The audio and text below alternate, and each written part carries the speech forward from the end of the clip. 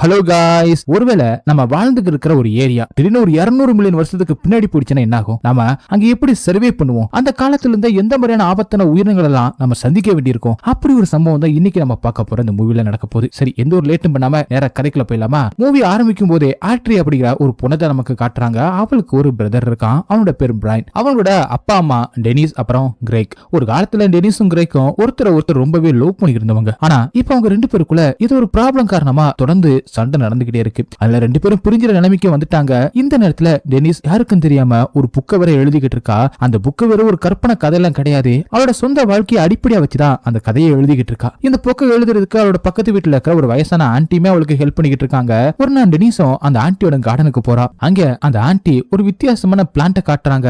அந்த பிளான்ட் வெறும் 2 நாள்லயே இவ்வளவு பெருசா வளர்ந்துருக்கு. அது என்ன ஸ்பீசிஸ் அப்படிங்கிறது அந்த ஆண்டிக்கு தெரியல.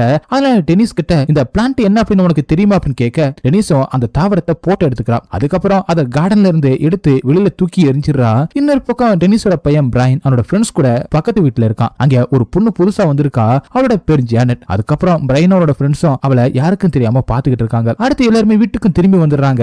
ராத்திரி எல்லாருமே டின்னர் சாப்பிட்டுட்டு தூங்க போறாங்க. பிரைனும் ரொம்பவே ஆழமா தூங்கிக்கிட்டு இருக்கான். ஆனா திடீர்னு அவனோட டார்க் ஸ்டார்பக்ஸ் குறைக்க ஆரம்பிக்குது. அதே நேரத்துல அங்க ரொம்பவே டார்க்கான வித்தியாசமான காஸ்மிக் எனர்ஜி மாதிரியான ஒரு விஷயம் தோன்றுது. அத பிரைனும் எந்திரிச்சு பாக்குறான். அடுத்த நாள் காலையில பிரைன் எழுந்ததுமே தன்னோட அப்பா கிட்டயும் அம்மா கிட்டயும் ஒரு விஷயத்தை கேட்கறான். நேத்து ராத்திரி ரொம்பவே பிரைட்டா ஏதாவது லைட்ட பாத்தீங்களா? அவ்வளவு பிரைட்டா இருந்துச்சு, என்னால கண்ணை கூட திறந்து பார்க்க முடியல அப்படின்னு சொல்றான். அப்ப நம்ம படத்தோட ஹீரோவான கிரெக் வெளியில போறான். அங்க கார்டன்ல ஏகப்பட்ட கோபர் கிடக்கிறத பாக்குறான். அதை பார்த்து அவனுக்கு ஒரே குழப்பம். இவ்வளவு கோபர் எங்க இருந்து வந்துச்சுன்னு யோசிக்கிறான். அதே நேரத்துல ஹீரோயினான டெனிஸும் லைப்ரரிக்கு போயிட்டு அந்த பிளான்ட்டை பத்தி விசாரிக்கிறா. அங்க அவளுக்கு ஒரு முக்கியமான விஷயம் தெரிய வருது. அந்த செடி ரொம்பவே பழமையான செடி அப்படின்னும், அதாவது சாதாரணமா இப்ப இருக்க வேண்டிய ஒரு பிளான்ட்டே கிடையாது. இது பல மில்லியன் ஆண்டுகளுக்கு முன்னாடியே இந்த பூமியிலேயே அழிஞ்சிருச்சு. டைனோசர் காலத்தை சேர்ந்த தாவரம் அப்படின்னு அவளுக்கு தெரிய வருது. அப்படியே அன்னைக்கு ராத்திரி காட்டுறாங்க. ஹீரோ மறுபடியும் வீட்டுக்கு வர வேலைக்கு போயிட்டு கார்ல இருந்து இறங்க போறப்ப மறுபடியும் இந்த காஸ்மிக் எனர்ஜி அவனுக்கு தெரிய ஆரம்பிக்குது. இந்த தடவை அவங்க பொண்ணான ஆட்ரியுமே முழிச்சுக்கிட்டு தான் இருக்கா.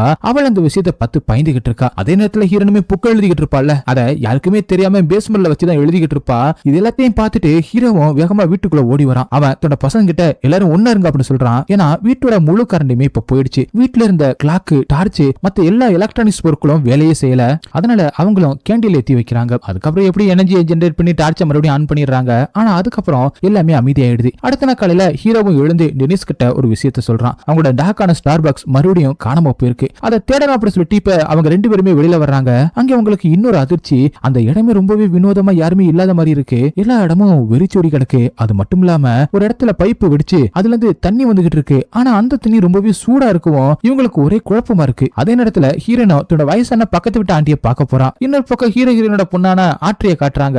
அவ ரோட்ல ஒரு பூனை போறதை பாக்குறான். அந்த பூனை அவளுக்கு ரொம்பவே பிடிச்சிருக்கும். அதனால அந்த பூனை போறதையே பாத்துக்கிட்டு இருக்கும்போது அந்த பூனை வீட்டுக்கு பக்கத்துல போயிட்டு பின்னாடி போய்கிட்டு இருக்கோம். அப்ப திடீர்னு அங்க போன அந்த பூனை பயங்கரமா கத்துற சத்தம் கேட்க இவளை எட்டி பார்க்கும்போது அந்த புதருக்கு பின்னாடி ஏதோ ஒரு மிகப்பெரிய விலங்கு ஒண்ணு அந்த பூனையை அடிச்சு சாப்பிட மாதிரியான ஒரு சத்தம் கேக்குது. அதை பார்த்து பதறி போன அந்த பொண்ணும் வேகமா தன்னோட தம்பியை கூப்பிட்டு கத்துறா. ரெண்டு பேரும் சேர்ந்து ஜன்னல் வழியை எட்டி பார்க்கும்போது அவங்க வீட்டுக்கு பக்கத்துல ஏதோ மிகப்பெரிய ஒரு விலங்கு இருக்கிற மாதிரி அவங்களுக்கு தெரியுது. அதே நேரத்துல இங்க ஹீரோயினோ அந்த ஆண்டியோட வீட்டுக்கு போய் சேர்றா. ஆனா அங்க அவ பாக்குற அந்த காட்சி ரொம்பவே கொடூரமா இருக்கு. அந்த ஆண்டியை ஏதோ ஒரு விலங்கு ரொம்பவே மோசமா கொன்னு போட்டிருக்கு. ஹீரோயினோ உடனே ரத்தத்தால படிஞ்ச அந்த பாதங்களை பின்தொடர்ந்து போறா. அங்க ஒரு கன் இருக்கும். அந்த கண்ணையை எடுத்துக்கிட்டு அந்த விலங்கு தேட ஆரம்பிக்கிறா. ஆனா வெளியில எந்த ஒரு விலங்கும் இருக்கிற மாதிரி தெரியல. அது அந்த வீட்டோட கதவை உடைச்சுக்கிட்டே வெளியில போயிருக்கு. அதே நேரத்துல வீட்டுல இருக்கிற பசங்க ரொம்பவே பயந்து போயிருக்காங்க. ஏன்னா அவங்க அந்த புதருக்குள்ள ஒரு மிகப்பெரிய கிரேச்சரை பார்த்தாங்கல்ல. அது என்ன விலங்குன்னு அவங்களுக்கே தெரியல. அதனால எல்லாருமே பயத்துல இருக்காங்க. ஒரு பக்கம் ஹீரோவும் தன்னோட நாயை தேடிக்கிட்டு இருக்கும்போது அவருக்கு பின்னாடி ஏதோ ஒரு மிகப்பெரிய விலங்கு இருக்கிற மாதிரி தெரியுது.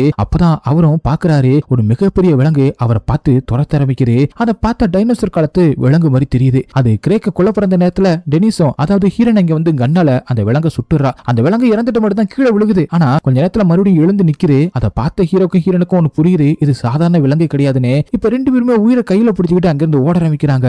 அங்க இருக்கிற அந்த டைனோசர் மாதிரியான அந்த விலங்கு இவங்களை பயங்கரமா துரத்த ஆரம்பிக்குது. இவங்களை எப்படி வீட்டுக்கிட்ட ஓடி வந்து கதவை துற, சீக்கிரம் கதவை துறங்க அப்படின்னு தட்டிக்கிட்டு இருக்காங்க. அவங்க பசங்க எப்படி கதவை துறக்க இவங்களும் எப்படி உள்ள போய் கதவை லாக் பண்ணிடுறாங்க. கொஞ்ச நேரம் அந்த விலங்கு இவங்க கதவை ஓபன் பண்ண ட்ரை பண்ணிக்கிட்டு இருக்கு. கடைசியில அதுவும் அங்கிருந்து போயிடுது. அந்த டைனோசர் அங்கிருந்து போனதுக்கு அப்புறம் தான் இவங்களுக்கு ஒரு ஐடியா வருது. எல்லாருமே கார்ல ஏறி அந்த சிட்டியை விட்டே போயிடலாம் அப்படின்னு நினைக்கிறாங்க. அந்த மாதிரி தான் நிறைய பேர் அங்கிருந்து தப்பிக்க ட்ரை பண்ணிக்கிட்டு இருக்காங்க. ஆனா இவங்களும் கார்ல ஏறி அந்த சிட்டியை விட்டு தப்பிக்கலாம் அப்படின்னு முயற்சி பண்ணும்போது அப்பதான் அவங்களுக்கு உண்மையான ஒரு அதிர்ச்சியை காத்திருக்கு. அவங்க வாழ்ந்துகிட்டு இருந்த அந்த முழு முழு சிட்டியுமே காணாம போய் இப்ப 200 மில்லியன் வருஷத்துக்கு பின்னாடி போயிடுச்சு. அதாவது அவங்க நவீன உலகத்துல இல்ல, அவங்க இப்ப டைனோசர் வாழ்ந்த அந்த காலத்துல சிக்கி இருக்காங்க. இப்ப அந்த குடும்பத்துக்கு என்ன பண்றதுன்னு தெரியல. அதனால மறுபடியும் வீட்டுக்கு திரும்பி வந்துடுறாங்க. வீட்டோட எல்லா ஜன்னல் கதவு எல்லாத்தையுமே மரப்பலைகளை வச்சு முழுசா அடைச்சிடுறாங்க. எந்த ஒரு டைனோசரும் வீட்டுக்குள்ள நுழைய கூடாதுன்னு வீட்டையே ஒரு பங்கர் மாதிரி மாத்திடுறாங்க. இப்ப அந்த குடும்பம் அந்த வீட்டுக்குள்ள ஒரு கைதி மாதிரி மாட்டிக்கிறாங்க. வெளியில ஒரே அமைதியா இருக்கு. ரோட்ல மனுஷங்களே கிடையாது. அதுக்கு பதிலா ஒரே டைனோசர்களை தான் சுத்திக்கிட்டு இருக்குங்க. எப்படியாவது இந்த நிலைமையில இருந்து தப்பிக்கணும் அப்படின்னு சொல்லிட்டு எல்லாருமே நினைக்கிறாங்க. இப்ப பிரைனோ ரொம்பவே பயந்து போயிட்டு தன்னோட அப்பா கிட்ட, அப்பா நம்ம எப்படி இவ்வளவு பெரிய ப்ராப்ளம் சிக்கணும் அப்படின்னு கேட்க, அது மட்டும் இல்லாம அவங்க எல்லாருமே எப்படி பின்னாடி வந்து அப்படின்னு பேசிக்கிறாங்க. அப்பதான் அன்னைக்கு ராத்திரி வித்தியாசமான ஒரு வெளிச்சம் வந்துச்சுல, அந்த வெளிச்சம் தான் நம்ம சிட்டியே இப்ப டைம் டிராவல் பண்ணி டைனோசர் காலத்துக்கு வந்ததுக்கான காரணம் அப்படின்னு அவங்க டிஸ்கஸ் பண்ணி ஒரு முடிவுக்கு வர்றாங்க. மறுபடியும் அந்த வெளிச்சம் திரும்பி வந்தாதான் நம்ம பழையபடிக்கு பிரசன்ட்க்கு போக முடியும் அப்படின்னு ஹீரோ நம்புறாரு. ஆனா அந்த வெளிச்சம் வருமா வராதா அப்படின்னு சொல்ல முடியாது அப்படின்னு ஹீரோன்னு சொல்றாங்க. அதனால இங்க இருந்து தப்பிக்கிறதுக்கு ஏதாவது ஒரு வழியை நம்ம கண்டுபிடிக்கணும் அப்படின்னு அவங்க திரும்ப திரும்ப சொல்லிக்கிட்டு இருக்காங்க. ஏன்னா அவங்க சாப்பிடறதுக்கு வச்சிருக்கிற பொருட்கள் எல்லாம் சீக்கிரமாவே பற்றாக்குறையாக ஆரம்பிக்க போகுது. அப்படியே அன்னைக்கு நைட்டு திடீர்னு வீட்டுக்குள்ள பூகம்பம் மாதிரி அதிர ஆரம்பிக்குது. ஆனா அது உண்மையான பூகம்பம் கிடையாது. ஒரு மிகப்பெரிய டைனோசர் அவங்களோட வீட்டுக்கு பக்கத்துல நடந்து போய்கிட்டு இருக்கு. அந்த டைனோசரோட ஒவ்வொரு அடியும் வீட்டையே குலுக்குற அளவுக்கு இருக்கு. அந்த டைனோசர் அந்த வீட்டுக்கு மேல ஒரு காலை வச்சிருந்தா கூட இந்த குடும்பம் முழுசும் வீட்டுக்குள்ள புதைஞ்சிருப்பாங்க. அதனால எல்லாருமே மூச்சை கூட பிடிச்சுக்கிட்டு அந்த டைனோசர் போற வரைக்கும் காத்திருக்காங்க. அடுத்த சீன்ல இப்ப பிரையனும் அதே நேரத்துல ஆட்ரியும் அவங்க ரூம்ல இருக்கும்போது இன்னொரு பக்கம் ஹீரோவும் ஹீரோயினும் அவங்களோட டைவர்ஸ பத்தி பேச ஆரம்பிக்கிறாங்க. அதனால அவங்களுக்குள்ள ஒரு பிரச்சனை நடக்க ஆரம்பிக்குது. சத்தம் போட்டுக்கிட்டு இருக்கும்போது அப்ப பிரையனும் எதேச்சியா வெளியில பாக்குறான். அப்ப அவரோட நாய் திரும்பி வீட்டுக்கு வந்த மாதிரி இருக்கு. ஆனா அதே நேரத்துல அங்க ஒரு டைனோசர் இருக்கிற மாதிரி இருக்கவும் அந்த டைனோசர் அந்த நாயை துரத்த இவனும் தன்னோட நாயை காப்பாத்தணும் அப்படின்னு சொல்லிட்டு யாருக்கிட்டயுமே சொல்லாம அங்கிருந்து வெளியில போக ஆரம்பிக்கிறான். அப்படி அவன் வெளியில போகும்போதுதான் அவனோட அக்கா அதை பாக்குறான். ஆட்ரியும் அவனை எப்படியா தடுக்கல அப்படின்னு பாக்குறா. அதுக்குள்ள அவன் அங்கிருந்து கிளம்பிடுறான். வேற வழி இல்லாம தன்னோட அப்பா அம்மா கிட்ட சொல்லாம எப்படியாவது இவனை திருப்பி கூட்டிட்டு வந்துடலாம்னு நினைச்சுக்கிட்டு அவளுமே வெளியில கிளம்புறான். அடுத்த கொஞ்ச நேரம் கழிச்சுனா ஹீரோக்கும் ஹீரோனுக்கும் தங்களோட பசங்க வெளியில போயிருக்காங்க அப்படின்னு தெரிஞ்சு பயந்து அவங்களை எப்படியாவது காப்பாத்தி ஆகணும் அப்படின்னு அவங்களும் தன்னோட பசங்களை தேடி கிளம்ப ஆரம்பிக்கிறாங்க. இப்ப அந்த குடும்பத்துல 4 பேருமே வீட்டுக்கு வெளியில இருக்காங்க. அவங்க காரை பார்த்ததுமே ஒரு பெரிய டைனோசர் நேரா அவங்களை அட்டாக் பண்ணுது. ஹீரோன் எப்படி உயிர் தப்பிச்சிடுறா. இப்ப ஹீரோவை உடனே வந்து அவளுக்கு ஹெல்ப் பண்ணி எங்க கூட்டிட்டு போறாரு. இன்னொரு பக்கம் அந்த பிரைனோ தன்னோட நாயை தேடி போய்கிட்டு இருக்கும் போது பிரைன் தன்னோட ஸ்கூல்ல கூட படிக்கிற ஒருத்தனோட கையை உடைச்சிட்டான் தெரியாதனமா. இப்ப அவனோட அண்ணன் பயங்கர கோவத்துல இருக்கான். இவனை அடிக்கணும் அப்படின்னு வெறியோட காத்துக்கிட்டு இருக்கான். இந்த ஒரு சிச்சுவேஷன்ல அவன் ஏற்கனவே ரொம்பவே ஃப்ரஸ்ட்ரேஷன்ல இருக்கிறதுனால அவன் பிரைனை பார்த்த உடனே பயங்கரமா அடிக்க ஆரம்பிக்கிறான். அவனோட தம்பியும் எப்படி அவனை தடுத்து அங்கிருந்து கூட்டிட்டு போறான். ஏன்னா அந்த பசங்களோட அப்பா அம்மா இப்ப காணாம போயிருக்காங்க. அதனால அவங்களை தேடி அந்த 2 பசங்களும் கிளம்பிடுறாங்க. முகத்துல அடி வாங்கி படுத்திருக்கிற பிரைனை அவனோட அக்கா எப்படி தேடி கண்டுபிடிச்சிடறா. ஒரு பக்கம் ஹீரோவும் ஹீரோயினும் தன்னோட பசங்களை தேடிக்கிட்டு இருக்க, இன்னொரு பக்கம் பிரைனும் ஆட்ரியும் தன்னோட நாயை தேடிக்கிட்டு இருக்காங்க. இப்படி அவங்க குடும்பம் 2 ஜோடிகளா பிரிஞ்சிருச்சு. அவங்களும் டைனோசர் கிட்ட இருந்து தப்பிச்சு ஒரு இடத்துல ஒளிஞ்சிருக்காங்க. அப்பதான் ஒரு பொண்ணு கத்துற சத்தம் கேக்குது. பிரைனோ அந்த சத்தத்தை கேட்டதும் அது ஜேனட்டரோட சத்தம் தான் அப்படி சொல்றான். அதாவது அந்த பொண்ணை ஒரு டைனோசர் அட்டாக் பண்ண பாக்குது. இவங்களும் அங்கே போயிட்டு அந்த டைனோசரை அடிச்சு அங்கிருந்து துரத்தி எப்படியோ இவளை காப்பாத்துறாங்க. அந்த பொண்ணோட அப்பா அம்மாவும் இறந்து போயிட்டாங்க போல. அதனால இப்ப அவ தனியா தான் இருக்கா. இத பார்த்த ஆட்ரியும் அவளை தன் கூட கூட்டிட்டு போக முடிவு பண்றா. இப்ப அவளையும் கூட்டிக்கிட்டு அங்கிருந்து 2 பேரும் கிளம்புறாங்க. இன்னொரு பக்கம் ஹீரோ ஹீரோனோ தன்னோட பசங்களை தேடிக்கிட்டு இருக்கும்போது ஒரு வீட்டுக்குள்ள இருந்து வித்தியாசமான வெளிச்சம் வரத பாக்குறாங்க. அங்க போய் பார்க்கும்போது அந்த காஸ்மிக் எனர்ஜி ஒரு பபுள்ஸ் மாதிரி வந்து வந்து மறைஞ்சு போய்கிட்டு இருக்கு. அதாவது அது ஒரு போர்ட்டல். அந்த போர்ட்டல் ஒரு பொருளையோ இல்ல மனுஷங்களையோ இல்ல ஒரு இடத்தை கூட ஒரு இடத்துல இருந்து இன்னொரு இடத்துக்கு டிரான்ஸ்பர் பண்ணும் போல இந்த போர்ட்டல் தான் இவங்களோட சிட்டியவே 200 மில்லியன் வருஷத்துக்கு பின்னாடி கொண்டு வந்திருக்கு. இந்த போர்ட்டலை பயன்படுத்தி தங்களோட காலத்துக்கு போகலாம் அப்படின்னு அவங்களும் முடிவு பண்றாங்க. ஆனா அதுக்கு முன்னாடி தன்னோட பசங்களை கண்டுபிடிக்கணும் அப்படின்னு முடிவு பண்ணி ஹீரோவும் ஹீரோனும் தன்னோட பசங்களை தேட ஆரம்பிக்கிறாங்க. ஒரு பக்கம் பிரைனும் ஆட்ரியும் அந்த டைனோசருக்கு நடுவுல அங்கிருந்து தப்பிக்க முடியாம ஒரு வீட்டுக்குள்ள ஒளிஞ்சிருக்காங்க.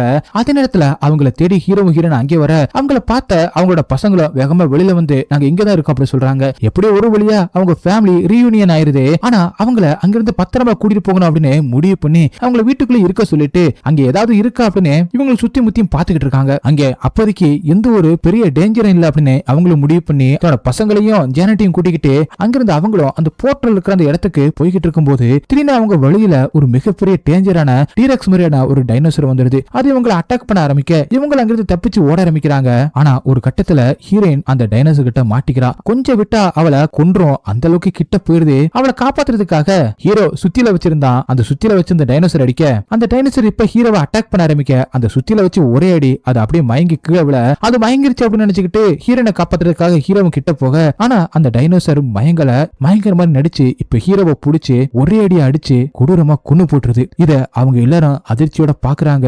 அவங்களுக்கு துக்கம் தொண்டையை அடைக்குது. ஆனா அவங்களால வெளியில காட்டிக்க முடியல. ஏன்னா அந்த இடத்துல டைனோசர் இருக்கிறதுனால அந்த டைனோசர் கிட்ட இருந்து தன்னோட பசங்களை காப்பாத்தணும் அப்படின்னு ஹீரோனோ அவங்கள கூட்டிக்கிட்டு அங்கிருந்து நடக்க ஆரம்பிக்கிறான். ஹீரோன் ரொம்பவே எமோஷனலா இருக்கா. ஹீரோ விட்டு குடும்பத்தை விட்டுல பிரிஞ்சு போன அப்படின்னு தான் நினைச்சா. ஆனா இந்த மாதிரியான ஒரு சிச்சுவேஷன் அவளை மறுபடியும் குடும்பத்துக்குள்ளே இருக்க வச்சுச்சு. இந்த மாதிரி நேரத்துல ஹீரோ இறந்து போயிட்டாரு, என்னோட ஹஸ்பண்ட் இறந்து போயிட்டாரு அப்படிங்கறத அவளால தாங்கிக்கவே முடியல. அதுக்கப்புறம் அவங்க எல்லாருமே வீட்டுக்கு வந்துட்டு எப்படியாவது இங்க இருந்து தப்பிக்கணும் அப்படின்னு அந்த போர்ட்டல் இருக்கிற அந்த இடத்துக்கு போலாம் அப்படின்னு முடிவு பண்ணி கையில கிடைக்கிற ஆயுதத்தெல்லாம் எடுத்துக்கிட்டு அங்கிருந்து கிளம்ப ஆரம்பிக்கிறாங்க. அவங்க வீட்டுல இருந்து கொஞ்சம் தூரத்துல தான் அந்த போர்ட்டல் இருக்கிற அந்த வீடு இருக்கு. அப்படி அவங்க பிளான் பண்ணிக்கிட்டு இருக்கும்போது திடீர்னு ஒரு மிகப்பெரிய மலைப்பாம்பு மாதிரியான ஒரு பெரிய ஸ்னேக் ஒண்ணு அவங்க வீட்டுக்குள்ள நுழையுது. அதை யாருமே கவனிக்கல. அதை நேரா இப்ப ஹீரோனை அட்டாக் பண்ண போகுது. இதை எப்படியோ பிரைனும் பாத்துறான். அவன் ஒரு வில்லம்பு மாதிரியான ஒண்ணு வச்சிருப்பான். அதை வச்சு அந்த பாம்பை அட்டாக் பண்ண அந்த வழியில அதை ஹீரோனை அட்டாக் பண்ணாம வழியில தன்னை யாரு அட்டாக் பண்ணது அப்படின்னு பார்த்துட்டு அவங்கள அட்டாக் பண்ண போது பிரைனோ இப்படியே கதவை மூடிக்கிறான். தன்னோட பசங்களை காப்பாத்துறதுக்காக ஹீரோனை பக்கத்துல இருக்கிற கத்தியை வச்சு அந்த பாம்பை பயங்கரமா குத்த திரும்ப திரும்ப குத்துறதுனால அந்த வழியில அந்த பாம்புலால ஒண்ணுமே பண்ண முடியல. அதனால அது அங்கிருந்து தப்பிச்சு போயிருது. இதுக்கப்புறம் இங்கிருந்து சீக்கிரமே தப்பிச்சாகணும் அப்படின்னு சொல்லிட்டு கையில கிடக்கிற அந்த ஆயுதங்களை எடுத்துக்கிட்டு அவங்களும் அங்கிருந்து வீட்டை விட்டு வெளியில கிளம்ப ஆரம்பிக்கிறாங்க. போற வழியில ரொம்பவே சேஃபா எந்த ஒரு டைனோசர் கண்ணிலையும் படாத மாதிரி எப்படி அந்த வீட்டுக்கு போய் சேர்றாங்க. அந்த வீட்டுல ஏற்கனவே ஒரு கப்பிள்ஸ் வாழ்ந்துகிட்டு இருக்காங்க போல வயசானவங்க. அதுல ஒரு வயசானவரை ஏதோ ஒரு மிருகம் அடிச்சு சாப்பிட்டுக்கிட்டு இருக்கு. அதே நேரத்துல இன்னொரு ரூம்ல துப்பாக்கியை வச்சுக்கிட்டு அந்த வயசான அந்த நபரோட ஒய்ஃபும் உட்கார்ந்துகிட்டு இருக்காங்க. கதவு மூடி இருக்கிறதுனால வெளியில யாரோ மேல ஏறி போறாங்க அப்படிங்கிறது அவங்களுக்கு நல்லாவே தெரியுது. அது அந்த மிருகம் அப்படின்னு நினைச்சுக்கிட்டு பயந்துட்டு உட்காந்துக்கிட்டு இருக்காங்க. ஆனா அது ஹீரோனோ அவங்களோட பசங்களும் அந்த ஜேனட்டும் தான். அவங்களும் அந்த மாடிக்கு போறாங்க. அந்த மாடிக்கிட்டு தான் அந்த போர்ட்டல் வந்து க்ளோஸ் ஆகிட்டு இருக்கு. இது எல்லாத்தையுமே பக்கத்துல பறக்கிற அந்த டைனோசர் கவனிச்சுக்கிட்டே இருக்கு.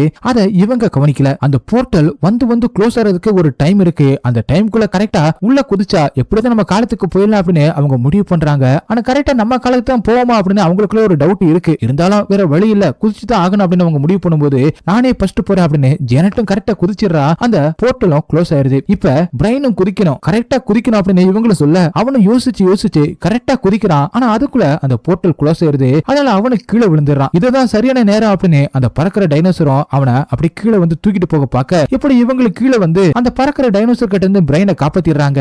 அதுக்கப்புறம் மறுபடியும் அவனுக்கு கீழே விழுந்தனால கால்ல பயங்கரமா அடிபட்டுருச்சு. அவனையும் தூக்கிக்கிட்டு அங்கிருந்து மேல போறாங்க. ஆனா அப்படி மேல போகும்போது அந்த வயசான நபரை ஒரு மிருகம் கொண்டு தின்றுக்கும்ல, அது வேற ஒண்ணும் இல்ல, முதல்ல தான் அது பார்க்கவே பயங்கரமா இருக்கு. அதுக்கிட்ட எப்படி தப்பிக்கலாம் அப்படின்னு இவங்க நினைச்சுக்கிட்டு இருக்கும்போது அவங்கள நிறைய முதலைகள் ரவுண்ட் அப் பண்ண ஆரம்பிச்சிச்சு. அவங்களால தப்பிக்கவே முடியாத ஒரு நிலைமையில டக்குனு அந்த ரூம்ல இருந்து வெளியில வந்த அந்த பாட்டியும் துப்பாக்கி வச்சு ஒரு முதலையை சுட, ஆனா இன்னொரு முதல்ல அவங்கள அட்டாக் பண்ண ஆரம்பிக்குது. இந்த கேப்ல எப்படி இவங்களை தப்பிச்சு மறுபடியும் மாடிக்கு வந்துடுறாங்க. அந்த பறக்கிற டைனோசர் இவங்களை எப்படியாவது கொண்டு தின்றலாம் அப்படின்னு ட்ரை பண்ணிக்கிட்டே இருக்கு. இவங்களும் அதுக்குள்ள எப்படி அந்த போர்ட்டலுக்குள்ள குதிச்சு தங்களோட காலத்துக்கு வந்துடுறாங்க. அவங்க இப்ப ஒரு ஸ்விம்மிங் பூல்ல தான் வந்து விழுகுறாங்க. இப்ப அவங்களோட காலமான 1986 வந்துடுறாங்க. ஜேனட்டுமே அவங்க காலத்துக்கு திரும்பி வந்துட்டா போல. இப்ப அவளும் அவங்களை கூட்டிட்டு போயிட்டு ஒரு விஷயத்தை காட்டுறா. அதாவது இவங்க சிட்டியே காணாம போயிட்டு டைனோசர் காலத்துக்கு போயிருக்கும்ல, அப்படி அந்த வெளிச்சம் வந்ததுக்கு அப்புறம் தானே அது டிரான்ஸ்பர் ஆயிருக்கும். அந்த டைம் ட்ராவல் ஆகிறதுக்கு முன்னாடி கொஞ்ச நேரத்துக்கு முன்னாடியே இவங்க மறுபடியும் வந்திருக்காங்க போல.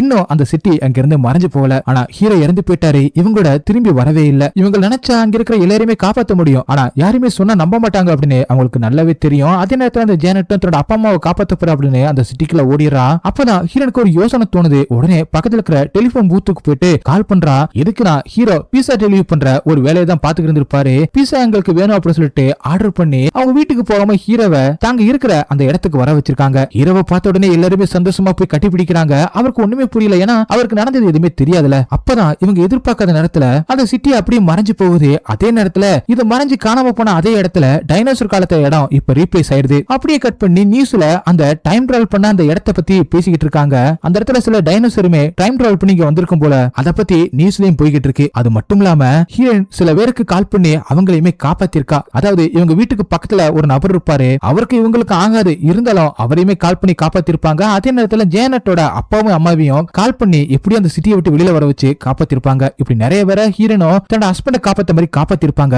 இதுவுமே நியூஸ்ல போய்கிட்டு இருக்கு. அதே நேரத்துல சயின்டிஸ்டும் அந்த இடத்தை ஆராய்ச்சி பண்ணிக்கிட்டு இருக்காங்க அப்படின்னு நியூஸ்ல போய்கிட்டு இருக்க.